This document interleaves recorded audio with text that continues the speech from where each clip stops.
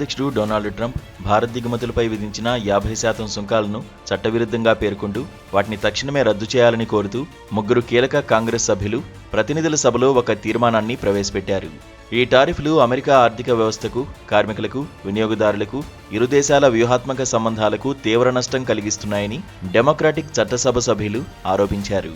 కాంగ్రెస్ సభ్యులు Deborah Ross, mark విసే, భారత సంతతికి చెందిన రాజా కృష్ణమూర్తి ఈ తీర్మానాన్ని సంయుక్తంగా ప్రవేశపెట్టారు.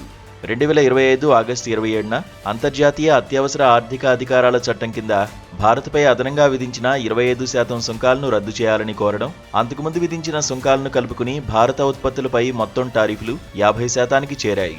రష్యా నుంచి భారత్ చమురు కొనుగోలును కొనసాగిస్తుందనే కారణంతో అధ్యక్షుడు ట్రంప్ ఆగస్టులో ఈ సుంకాలను దశలవారీగా విధించారు. డెమోక్రాట్లు ట్రంప్ ఏకపక్ష వాణిజ్య విధానాలపై తమ వ్యతిరేకతను ఈ చర్య ద్వారా గట్టిగా చాటుతున్నారు. ఈ సందర్భంగా కాంగ్రెస్ సభ్యులు వ్యక్తం చేసిన అభిప్రాయాలు ఈ సుంకాల వల్ల కలిగే నష్టాన్ని స్పష్టంగా వివరిస్తున్నాయి.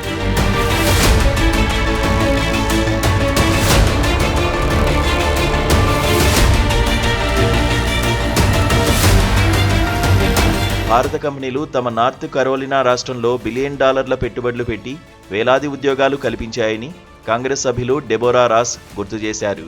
ఈ టారిఫ్లు స్థానిక ఆర్థిక వ్యవస్థకు నేరుగా నష్టం కలిగిస్తున్నాయని, ఈ చట్ట విరుద్ధ విధానాలు వెనక్కి తీసుకోవాలని డిమాండ్ చేశారు.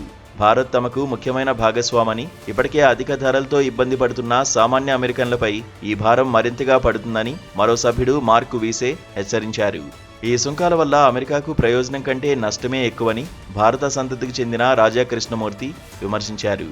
ఇవి సరఫరా గొలుసులను దెబ్బతీసి కార్మికులకు నష్టం కలిగించి వినియోగదారుల వ్యయాన్ని పెంచుతున్నాయన్నారు. వీటిని రద్దు చేయడం ద్వారా అమెరికా, భారత్ మధ్య ఆర్థిక, భద్రతా సహకారాన్ని బలోపేతం చేసుకోవచ్చని, అలా కాదని వ్యూహాత్మక భాగస్వామ్యాన్ని వాణిజ్య పోరుతో దెబ్బతీయడం సరికాదని విమర్శించారు. ఇదిలా ఉంటే ఈ తీర్మానం ట్రంప్ ప్రభుత్వం అనుసరిస్తున్న వాణిజ్య విధానాలపై కాంగ్రెస్లో పెరుగుతున్న వ్యతిరేకతను సూచిస్తుంది. ట్రంప్ ఏకపక్ష వాణిజ్య విధానాలను వ్యతిరేకించడంలో భాగంగా డెమోక్రాట్లు ఈ ప్రయత్నాలు చేస్తున్నారు. గత అక్టోబర్లో కూడా ఈ ముగ్గురు సభ్యులతో పాటు మరో 19 మంది కాంగ్రెస్ సభ్యులు ట్రంప్కు లేఖ రాసి టారిఫ్ విధానాలను సమీక్షించాలని కోరారు. ఈ తీర్మానం కాంగ్రెస్లో చర్చకు వచ్చినప్పటికీ అధ్యక్షుడు ట్రంప్కు ఉన్న IEEPA అధికారాల కారణంగా దాని అమలు అంత సులువు కాకపోవచ్చు. అయినప్పటికీ ఈ చట్టసభ సభ్యుల చర్య భారత్తో వాణిజ్యాన్ని సాధారణ స్థితికి తీసుకురావాలనే కాంగ్రెస్ ఉద్దేశాన్ని బలంగా తెలియజేస్తుంది.